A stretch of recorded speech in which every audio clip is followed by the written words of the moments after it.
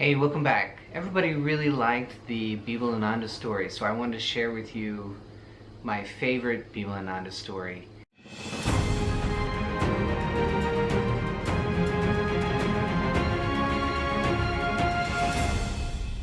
I had come to Mount Washington. I was a gardener. I did that for 2 years before they accepted me as a monastic in the ashram that I was attending.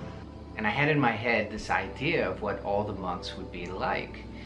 I thought, well, they've all been meditating much longer than me, therefore they're going to be walking around the place in bliss. They're going to be happy all the time. And of course, I got there, and that was not the case. That was not the case at all. And that was an eye-opener for me. I wasn't even close to the truth. Wherever you go, there you are. And that's what I found out. I had come to the ashram, but I had brought all of my problems with me. And I wasn't alone. The other monks had done the same thing. I noticed Bimalananda had come to Mount Washington as a semi-retirement.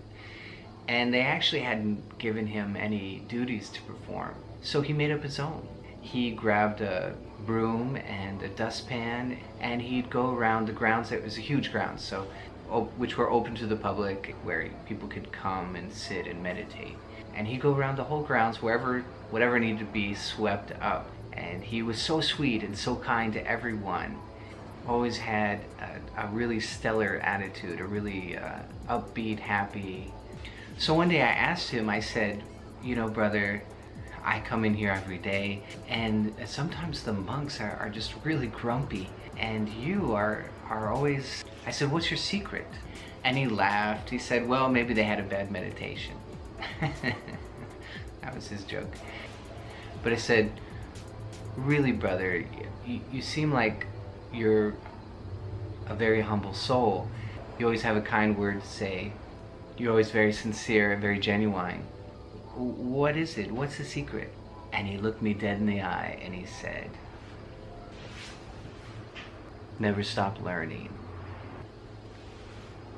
Simple. But those words really impacted me. I've spent my life being a learner. I try not to be satisfied. Even when I feel like I really know something, I keep an open mind. I see if there's more to learn. I remember I was studying with Donanje in Shidari Nagiru, Aikibugai. I was studying also with the inheritor of his art, Jeremy Brazelli. I remember Jeremy told me one time, we were talking about Donanje, and he said, he has forgotten more about martial arts than you will ever learn. And I thought, wow, that's kind of profound. And isn't that the truth? When you really become versed in one subject, that's the case. You really know it. As they say, become a jack of all trades and a master of one. Because in your life, you really only have time to master a few things. So you've got to pick one, right? And you've got to continuously upgrade your knowledge and your understanding of it. And in meditation, a lot of that is internal. It's your own internal experience. I was looking for this quote. It was Malcolm Gladwell who wrote 10,000 hours is the magic number of greatness. And this was based on a study of approximately how much time you need to put into something to really do it well and essentially become a master of it. And I don't mean like master in like the regular spiritual sense. I mean like someone who can play the violin, who really can play it. That's a master. They've put in 10,000 hours.